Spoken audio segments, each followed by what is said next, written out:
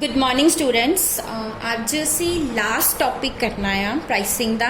वो हैगा simple average method. Student simple average method weighted average method दे नालों थोड़ा जिहा डिफरेंट आ और ये वाले मैथड का कोई भी क्वेश्चन तुहाडी बुक दे विच नहीं दिता होया और ना ही कोई इलस्ट्रेशन हैगी आ। बट मैं फिर भी तुहानूं ये मैथड सिखाना चाहूँगी क्योंकि लास्ट ईयर पेपर दे विच ये मैथड जिहड़ा आ ओहदा ही क्वेश्चन आया सीगा। सो असी क्वेश्चन नंबर 22 जिहड़ा आ वो इस मैथड दे नाल ही सॉल्व करांगे।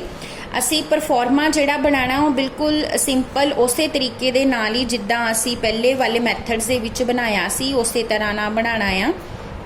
सब तो पहला परफॉर्मा तैयार कर लो।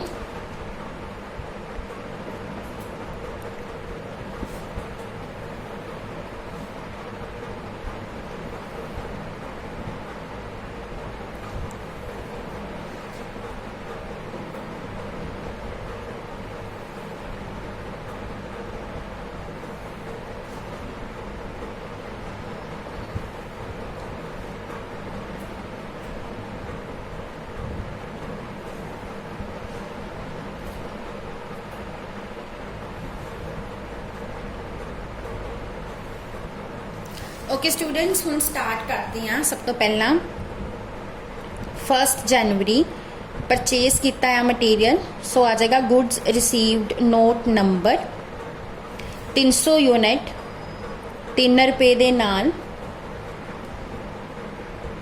900 दे। और जिहड़ा तुसी बैलेंस लिखना आ वो भी सेम इदां ही लिख देना 300 900 अमाउंट आ और रेट किहड़ा 3 रुपए वाला।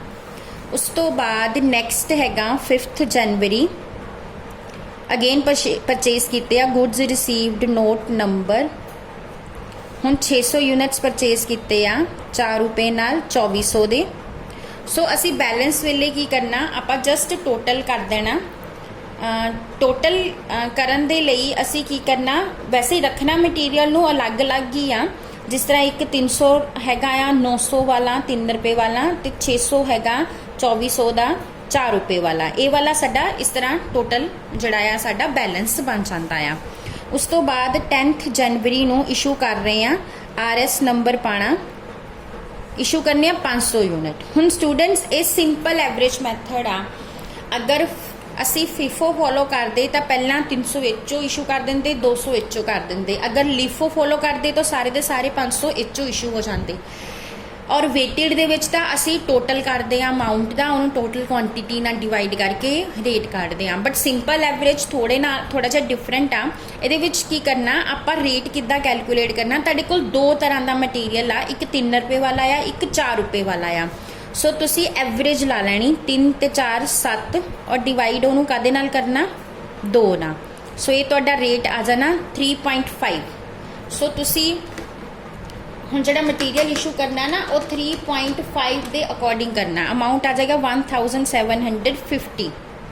ओके स्टूडेंट्स, हुण एक चीज़ होर ध्यान च रखनी, असी सिंपल एवरेज विच इहदे तो इलावा FIFO नूं भी फॉलो करना। FIFO नूं किद्दां फॉलो करना, हुण साडे कोल रेट देखने लिए भी किहड़े रेट वाला मटीरियल पिया क्योंकि असी एवरेज तो रेट्स की ही कड्ढनी है ना। हुण असी 500 कीते आ।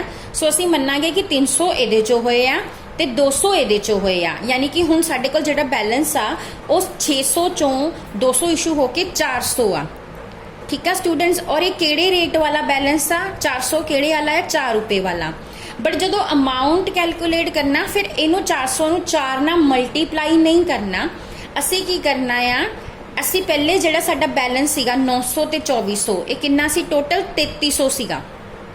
ओके, सो हुण आपां की करना जस्ट माइनस करना 3300 चों 1750 नूं। सो साडा बैलेंस आऊगा 1550 सॉरी।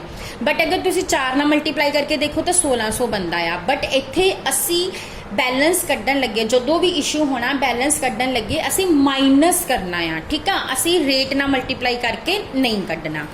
उस तो बाद नैक्सट देखो 12 जनवरी नू अगेन परचेज किया goods received note number 700 unit 4 रुपए नाल 2800 दे। हुण तुसी की करना 400 च 700 जड़े आ प्लस कर दो, ये किन्ने बन गए तुहाडे 1100 क्योंकि सेम रेट वाला मटीरियल आ और ये भी सारा हुण सारा ही मटीरियल 4 रुपए वाला आ ते 2800 च ਜਿਹੜਾ 2800 ਦਿੱਤਾ ਇਹਦੇ ਚ 1550 प्लस कर दो 2800 ਚ 1550 प्लस करांगे ਤਾਂ 4350 ਜਿਹੜਾ ਉਹ आ जाएगा। सो प्लस करके कटना आ। उस तो बाद नैक्सट हैगा आ 15 जनवरी ਨੂੰ इशू किया गया RS नंबर 800 यूनिट्स। हुण स्टूडेंट्स ये सारा साडे कोल इक्को ही रेट वाला मटीरियल पिया 4 रुपए वाला ही, तो ਉਹਦੇ अकॉर्डिंग ही कर देंगे 800 गुना 4 3200। ਤੇ ਹੁਣ बैलेंस कितना कटना 1100 चो 800 माइनस कर दो 300 4350 चो 3200 माइनस कर दो, ये तो आ जाना 1150। और ये मटीरियल किहड़े रुपए वाला आ 4 रुपए वाला, वो जरूर नाल लिखना आ। उस तो बाद नैक्सट 20 जनवरी नू परचेज किया गया goods received note number 300 units. So 300 units खरीदे गए आ 5 रुपए वाले, किन्ने दे आगे 1500 दे। हुण इत्थे अलग वाला मटीरियल आ गया ना, तो हुण इन्हूं पर अलग अलग रखांगे। पहला 300 आ 1150 रुपए का 4 रुपए वाला, फिर 300 आ 5 रुपए वाला 1500 का, और इत्थे भी इहदा टोटल करके तुसी जिहड़ा हैगा टोटल अमाउंट जिहड़ा इहदा कढ लो 1500 प्लस 1150 कितना बनदा 2650। हुण 30 जनवरी लास्ट ट्रांजैक्शन इशू किए गए आ 100 यूनिट RS नंबर। हुण तुसी 100 यूनिट्स इशू करने आ।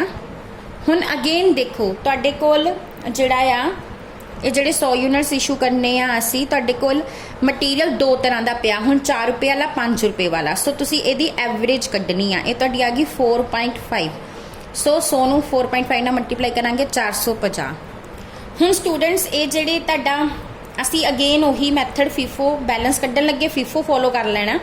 हुण असी ये 100 मन्नांगे कि इस 300 चो इशू किए गए, इत्थे बचे 200, और ये किन्ने रुपए वाला मटीरियल सीगा ये 4 रुपए वाला मटीरियल सी। अमाउंट कड्ढन लगे माइनस कर देना 1150 चो 450 माइनस किते कितना आ गया 700, और दूसरा मटीरियल तुहाडे कोल हैगा 300 1500 का 5 रुपए वाला। सो हुण इहदा टोटल करके देखो ये तुहाडा बनिया 2200। सो सिंपल एवरेज मैथड विच इशू करन लगे असी ये देखना आ कि साडे को किहड़े किहड़े रेट वाले मटीरियल पए होए आ, ते तुसी उन्हां रेट वाले मटीरियल नूं दोनां दी या तिन्नां दी, जे 2 आ तां 2 नाल डिवाइड करके एवरेज कढ लैनी, जे 3 आ तां 3 नाल डिवाइड करके एवरेज कढ लैनी, फिर उहदे अकॉर्डिंग इशू करन लगा। और बैलेंस करन लगे तुसी कदी भी क्वांटिटी नूं रेट नाल मल्टीप्लाई करके बैलेंस नहीं कड्ढने हैगे। क्वांटिटी पहलां कढ लैनी आ और वो FIFO ला के कड्ढनी आ कि जिहड़ा इशू होया वो पहले वाले जो इशू होया, ठीक है।